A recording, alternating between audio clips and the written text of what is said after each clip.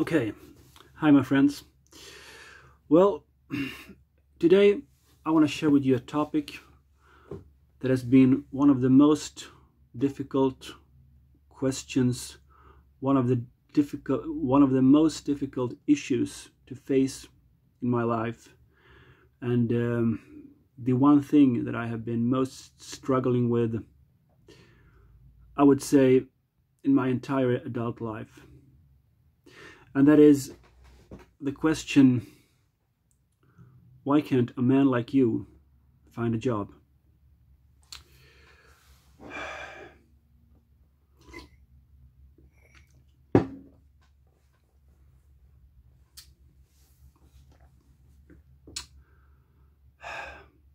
This question has been haunting me, has been so stressful. Uh, and I have now we're talking like 30 years now, when I have been searching all the possible, well, all the possibilities that I can think of, based on my personality, on my interests, and in the society, what can be demanded of me. So I want to share with you a little short history of who I am and my background.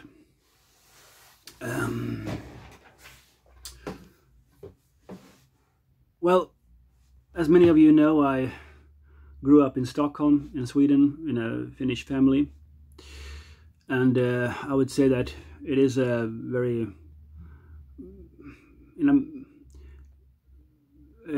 I was always interested in theater and in languages.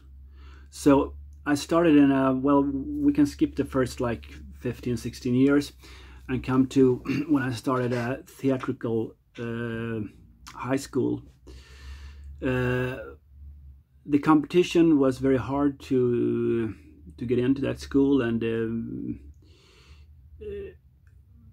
but nevertheless I came to the wrong school, which was a suburban school, not in the city center, which I applied to.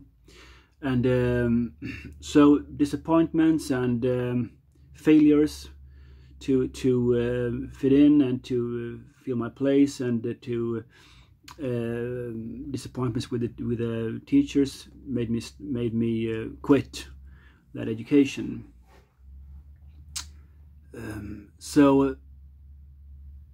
Well, I'm not going to take this very long, but throughout since then, this was kind of the starting point at age 16, 17. After that, my entire life, I tried many varieties of education, high schools. I was 2 years in a linguistic high school. I was in Russia, studied for at least 2 or 3 periods. But the whole problem was that I really didn't know what I wanted with my life. First of all, I didn't really get the direction. For some reason, I couldn't really take on to the theatrical. I was so probably disappointed in all that failures, in all that that didn't work out, that I couldn't really find the strength and the motivation to take it up again.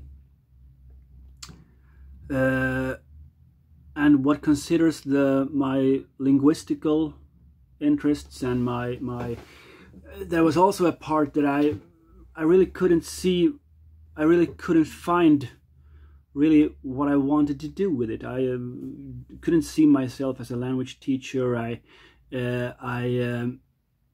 tried on my own to sit with translations, and the problems to concentrate, my ADHD diagnosis, made it very hard for me to shift topics between topics that were somewhat not interesting at all, and also to handle the deadlines, which I found very stressful. And overall, I think overall it is a mixture between, on one hand, the neurological diagnosis with ADHD and Asperger's syndrome, which is not very severe in my case, but still inflicting my abilities, and on the other hand, the lack of direction. My parents were not really any role models in a career formal way. I mean, my mother had been also struggling with different kind of workplaces, not finding her direction. You can call her an artist, but she couldn't make a living out of it, and those workplaces where she had tried, it didn't really work out. My father also was, he got pensioned in his 40s, or maybe even earlier, and also tried many different projects in his life, writings which never get published. He worked at the sea in his younger years, but also not really any. So it was lack of role models and disabilities, and still many people ask me, and I ask myself, but Elias, you are so talented. I mean, you speak all these languages. You have been traveling. You have so much to tell. Why can't you do anything about it? I mean, you have had your blog. You have been writing your biography, your diaries. You're a good translator. Why can't you do anything about it?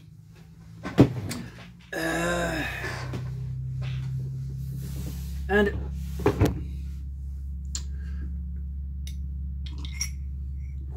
well, first of all, I think there is still time. I mean, I'm 46, and there is still time. I am now in a place here in northern Sweden where I can get a little bit of rest, and I also have expertise here that can help me understand what these diagnoses do to me, and how I can handle it, and also what the society can provide. So I think I am pretty positive that this place where I am right now, can show me a direction and give me some stability. I am very positive about that. So I definitely think it can be. And if I get enough structure and enough direction, maybe I can do writings or blogging, or I don't know, whatever. Even work physically when it's needed. Right now I have this extra 2 days a week in a what do you call it, like a shelter restaurant where they give free food, and that's okay. I mean, it's I mean, I'm probably not going to do it for a very long time, but for now it's something to do. And in the meantime, I'm going this investigation to understand my diagnosis, and and see what the society can provide. I have faith. I really have faith in this, and I am pretty positive that something good will come out of it. So, okay, my friends, that was a little update and quite serious questions. And thank you for listening. And stand by, and I'll keep you updated. Okay, take care.